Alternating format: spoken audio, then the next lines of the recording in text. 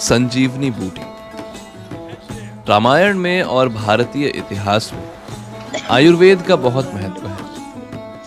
रामायण के इस प्रसंग में जहां आयुर्वेदिक जड़ी बूटी लक्ष्मण को मृत्यु के जाल से भी बचा लेती है, उसी तरह आज भी आयुर्वेद में कई बड़ी बीमारियों का हल है।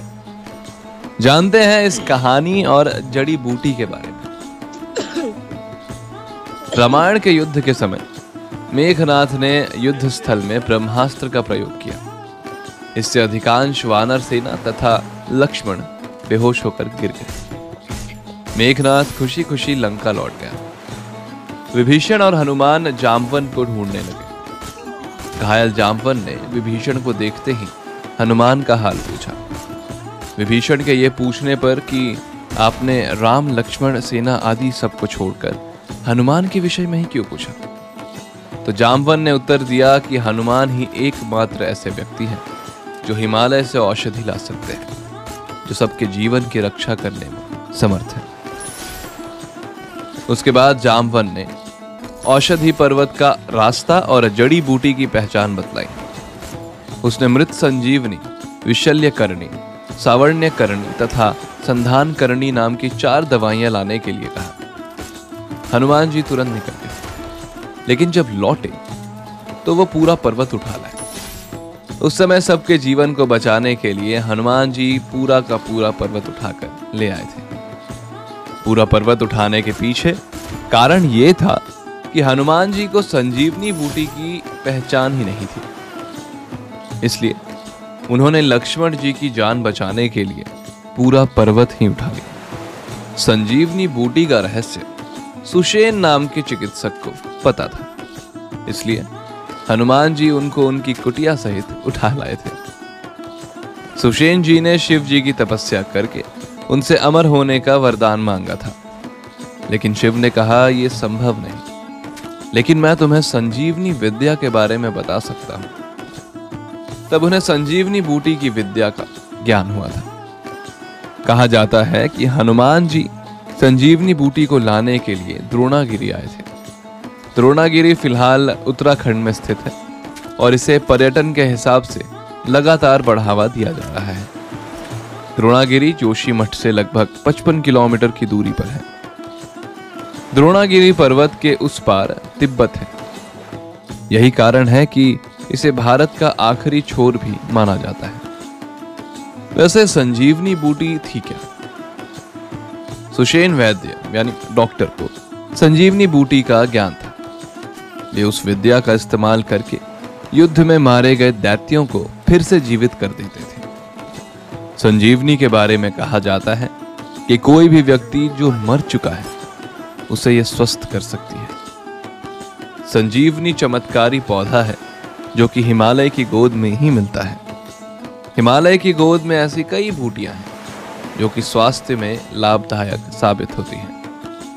आजकल के डॉक्टर और दवाई कंपनियां दावा करती हैं संजीवनी मेडिकल के लिए बेहद उपयोगी साबित हो सकती है। ये पौधा एक दवाई के रूप में काम करता है जो हमारी इम्यूनिटी को भी रेगुलेट करता है। आयुर्वेद में इसके मेडिकल लाभों के बारे में वर्णन है।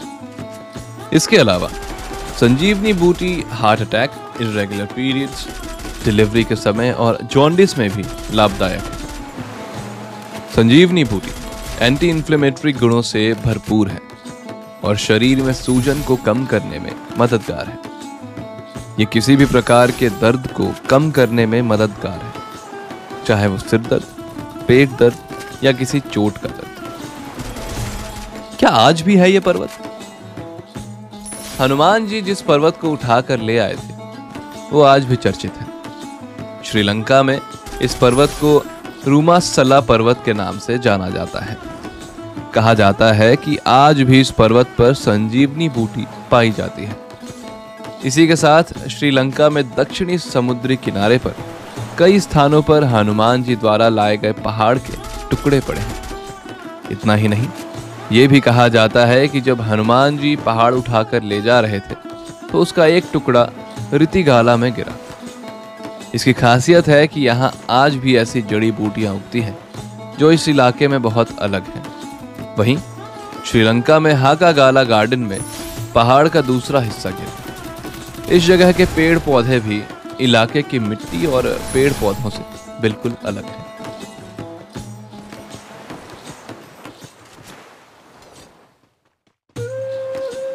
अंजनी का क्रोध और हनुमान के द्वारा सूर्य को फल समझना। अंजनी का क्रोध। अंजनी ने हनुमान अपने पुत्र को वानर रूप में देखा तो उसे शिव के रूप से भिन्न जानकर वो पवन देव से नाराज हो गई। उसने हनुमान को शिखर से नीचे फेंक दिया। उसके गिरने से पर्वत चूर चूर हो गया, धरती कांपी, लेकिन हनुमान को कुछ नहीं हुआ। तब एक आकाशवाणी हुई और शिव ने बताया कि वो उनके पुत्र हैं। उसे समस्त देवताओं के वर प्राप्त हैं।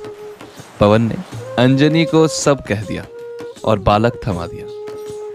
हनुमान ने सूर्य से विद्या सीखी और गुरु दक्षिणा स्वरूप ये वचन दिया कि वो सूर्य पुत्र सुग्रीव का साथ देंगे।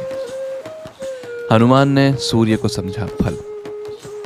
इनके जन्म के पश्चात एक दिन इनकी माता फल लाने के लिए इन्हें आश्रम में छोड़कर चली गई।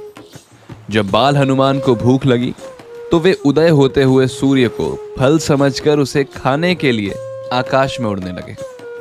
उनकी सहायता के लिए पवन भी बहुत तेजी से चला। उधर भगवान सूर्य ने उन्हें अबोध शिशु समझकर अपने तेज से नहीं जलने दिया। जिस समय हनुमान सूर्य को पकड़ने के लिए लपके, उसी समय राहु सूर्य पर ग्रहण लगाना चाहता था। हनुमान जी ने सूर्य के ऊपरी भाग में जब राहु का स्पर्श किया तो वो भयभीत होकर वहां से भाग गया। इसके बाद उसने इंद्र के पास जाकर शिकायत की, देवराज, आपने मुझे अपनी भूख शांत करने के साधन के रूप में सूर्य और चांद दिए थे। आज अमावस्या के दिन जब मैं सूर्य के करीब गया तब देखा कि दूसरा राहु सूर्य को पकड़ने जा रहा है। राहु की ये बात सुनकर इंद्र घबरा गए और उसे साथ लेकर सूर्य की ओर चल पड़े। राहु को देखकर हनुमान जी सूर्य को छोड़ राहु पर झपटे। डर कर राहु ने इंद्र को रक्षा के लिए पुकारा तो उन्होंने हनुमान जी पर वज्रायुध से अटैक किया, जिससे वे एक पहाड़ पर गिरे और उनकी ठुड्डी टूट गई। हनुमान की यह हालत देखकर वायुदेव को क्रोध आया। उन्होंने उसी क्षण अपनी गति रोक दी। इसका असर यह हुआ कि संसार का कोई भी प्राणी सांस न ले सका और सब पीड़ा से तड़पने लगे। तब सारे सुर, असुर, यक्ष, किन्नर आदि ब्रह्मा जी की शरण में गए। ब्रह्मा उन सबको लेकर वायुदेव के पास गए। वे हनुमान को गोद में लिए उदास बैठे थे। जब ब्रह्मा जी ने उन्हें जीवित किया तो वायुदेव ने अपनी गति का संचार करके सभी प्राणियों की पीड़ा दूर की। फिर ब्रह्मा जी ने कहा कि कोई भी शस्त्र इसे हानि नहीं पहुंचा सकता। और साथ आए देवताओं ने ब्रह्मा से कहा, यह बालक भविष्य में तुम्हारे लिए हितकार होगा, इसलिए इसे अनेक वरदानों का दान दे दिया जाए। इंद्र ने खुशी से सोने से बने कमल फूल की माला देकर कहा, मेरे वज्र से इनकी हनु टूटी है, अतः यह हनुमान कहलाएंगे। अब से ये मेरे वज्र से नहीं मरेंगे। सूर्य ने अपना 100वां भाग हनुमान को दिया और भविष्य में सब शास्त्र पढ़ाने की ड्यूटी ली। यम ने उन्हें अपने दंड से आजाद कर दिया। अब वो यम के प्रकोप से नहीं मर पाएंगे। कुबेर ने अपने अस्त्र शस्त्रों से आजाद कर दिया। महादेव ने किसी भी अस्त्र से ना मरने का वरदान दिया। ब्रह्मा जी ने हनुमान जी को दीर्घायु बताया और ब्रह्मास्त्र से ना मरने का वरदान दिया। साथ ही ये वरदान भी प्रदान किया कि वो इच्छानुसार रूप धारण करने में समर्थ होंगे। विश्वकर्मा ने अपने बनाए अस्त्र शस्त्रों से उन्हें आजाद कर दिया। इतने सारे वरदान प्राप्ति के बाद हनुमान जी बदमाशी भाव से घूमने लगे। यज्ञ करते हुए मुनियों की सामग्री बिखेर देते या उन्हें तंग करते। ऋषियों के आश्रम के सारे फल खा जाते और ऋषियों को भी बहुत परेशान करते थे। पिता वायु और केसरी के रोकने पर भी वे नहीं रुकते थे। वे बेहद ही नटखट और मस्तीखोर बालक थे। अंगीरा और भृगुवंश में उत्पन्न ऋषियों ने गुस्से में आकर उन्हें शाप दिया कि ये अपने बल को भूल जाए।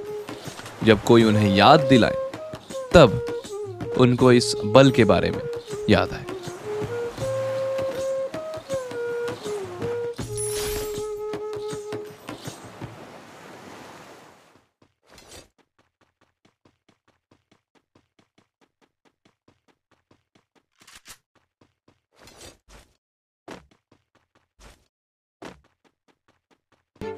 हनुमान जी का अशोक वाटिका में प्रवेश।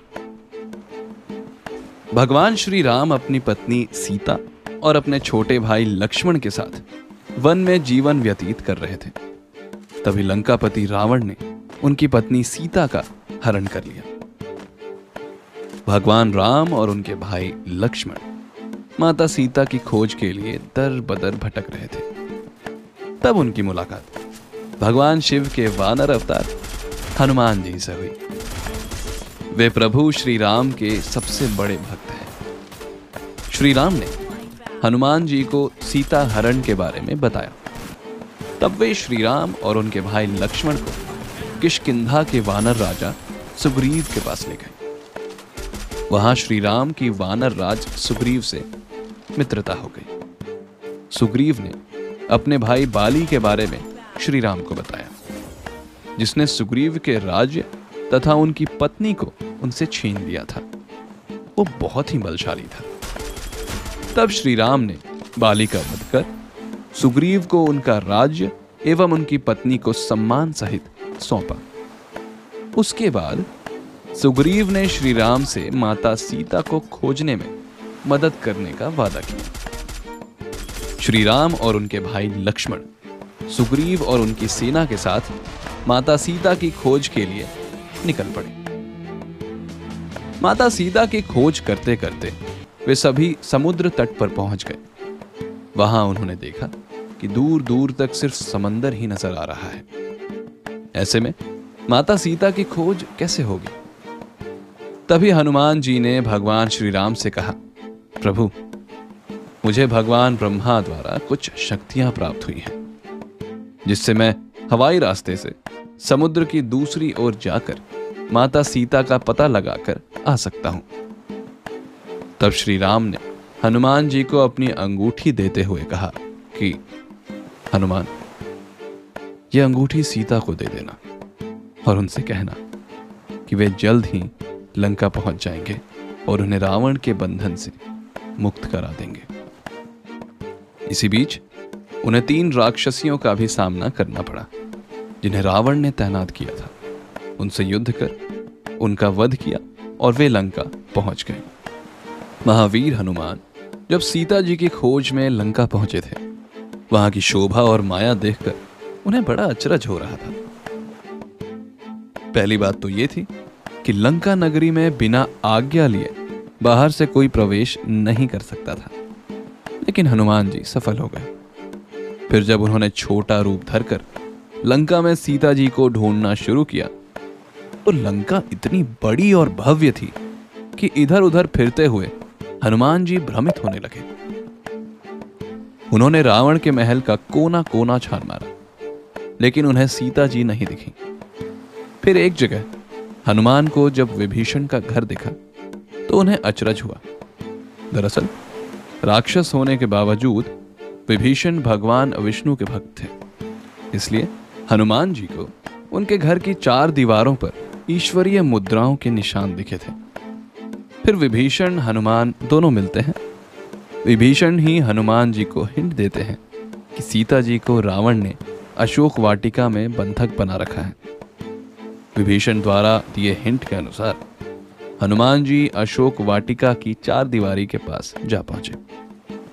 वहां भयानक और सशस्त्र राक्षसों का पहरा था। उनसे बचने के लिए हनुमान जी एक बहुत छोटे से वानर का रूप धर लिए और वाटिका के अंदर एक पेड़ पर जा चढ़े। वहां उन्हें दिव्य जन्मा स्त्री नजर आई, जो केसरिया वस्त्र पहने हुए थी। उनके मुख पर तेज था। वो स्त्री सीता जी ही थी। माता सीता एक पेड़ के नीचे बैठी श्री राम से मिलने के लिए दुखी थी। ये देख हनुमान जी माता सीता के पास गए और उन्हें श्री राम के बारे में बताया। प्रभु श्री राम के बारे में बताते हुए उन्होंने माता सीता को श्री राम की अंगूठी दी और कहा, श्री राम आपको यहां से मुक्त कराने के लिए जल्द ही आएंगे। तब माता सीता ने अपना जुड़ामणि हनुमान जी को देते हुए कहा कि ये श्री राम को दे देना और उनसे कहना कि उनकी सीता उनकी प्रतीक्षा कर रही है। ये सब होने के बाद हनुमान जी ने माता सीता से कहा कि मुझे बहुत भूख लगी है, क्या मैं इस वाटिका में लगे फल खा सकता हूं? तब माता सीता ने उन्हें आज्ञा दी। वो एक पेड़ से दूसरे पेड़ कूदते हुए फल खाने लगे और कुछ पेड़ गिरा दिए। ये देखकर वहां की देखभाल करने वाले योद्धा उनको पकड़ने के लिए भागे, लेकिन हनुमान जी ने उन्हें भी नहीं छोड़ा। कुछ को मार डाला और कुछ को घायल कर दिया। इस तरह उन्होंने पूरी अशोक वाटिका उजाड़ दी।